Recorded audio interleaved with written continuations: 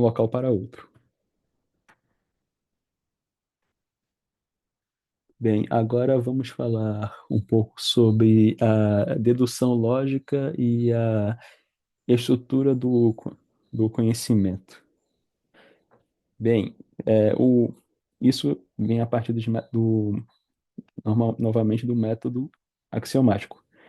É, estrutura a matemática de maneira dedutiva, começando com postulados simples e indo passo a passo, deduzindo resoluções cada vez mais complexas.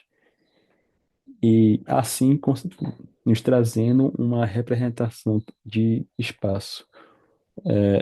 O espaço é descrito por planos, retas, pontos, círculos, entre outros objetos, que se comportam de maneira previsível quando submetida às leis definidas pelos axiomas.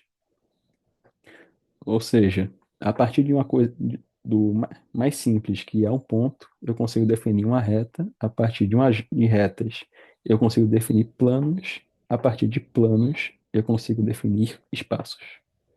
Partindo, então, do mais simples ao mais avançado. Então, agora vamos falar um pouco sobre a matemática e a harmonia do universo. Bem, a metodologia da natureza mostra como o fenômeno natural pode ser compreendido e modelado de forma matemática. Já a previsibilidade e consistência vem que vem de a matemática ser uma ferramenta não apenas descritiva, mas também de, de predeterminar um evento. Isso sempre vai nos trazer a ideia de Newton, ou seja, eu consigo, eu vejo um evento, realizo uma descrição matemática para ele e a partir deste evento eu consigo determinar toda uma série de eventos similares. Ou seja, se uma maçã cai é porque tem alguma força puxando ela para baixo. E, com, sempre vai ter uma força puxando para baixo. Bem, se você estiver na Terra, sim. Mas se você estiver em outro planeta, também vai ter uma força de puxando para baixo.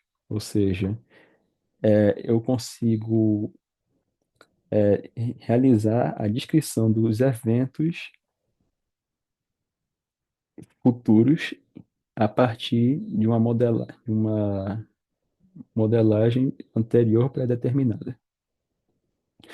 O que nos traz agora, finalmente, o grande Arquimedes. Bem, Arquimedes se baseava principalmente na observação e na abstração de eventos, ou seja, tudo aquilo que ele podia ver, tocar e sentir. O seu pensamento se caracterizava pela busca de uma lógica interna robusta. Ao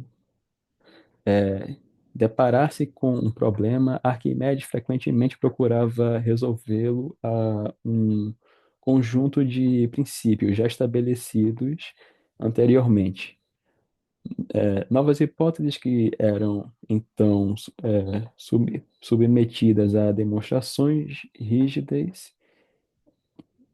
Esse método de resolução ao absurdo é a identificação de limites máximos e mínimos permitido, permitiram que ele explorasse a natureza das infinitas, das infinitesimais pequenas e grandes formas de inovação. Ou seja, ele partia de Euclides onde eu tinha que ter um método científico para determinar um evento, ou seja, tenho que determinar uma causa e a partir de uma causa é, a partir de uma causa eu determino um evento futuro e assim sucessivamente.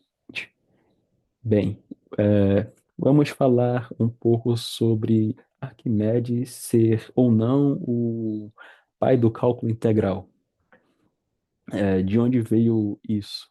Bem, vem a partir dos estudos dele para conseguir encontrar a área e o volume aproximado de figuras curvas.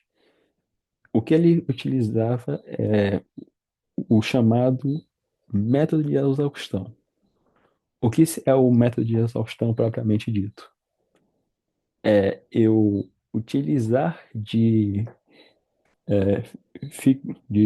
figuras, áreas ou retas que eu já conheço o comportamento, já consigo predeterminar qual é o seu possível comportamento futuro, e então aproximá-lo o mais próximo daquilo que eu desejo, como demonstrado aqui para realizar pelo método de exaustão a área de a área de uma de um círculo, você ele basicamente vai aumentando a quantidade de segmentos e à medida que ele vai fazendo isso, ele vai se aproximando mais do que seria realmente o formato original da figura que ele quer estudar. Ou seja, eu projeto um quadrado que eu conheço a área internamente a figura e externamente a ela. E à medida que eu vou aumentando a quantidade de lados dessa figura, eu vou me aproximando à área correspondente à da circunferência. Ou seja, com quantos grãos de areia eu preciso para preencher um universo?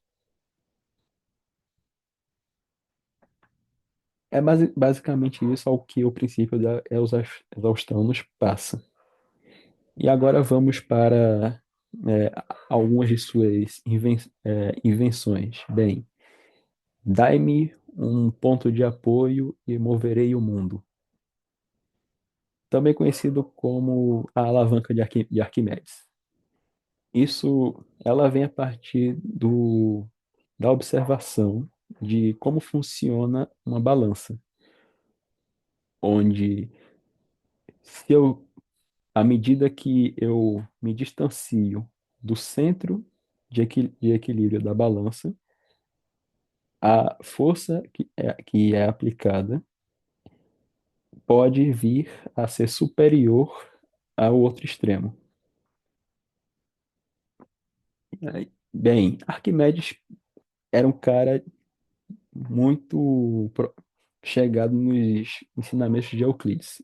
Ele via o mundo de forma geométrica, ou seja, o que eu posso utilizar geometria, eu vou utilizar, nem que, nem que seja para determinar as coisas mais simples ou complexas. Se eu puder aplicá-la, eu irei. Ou seja,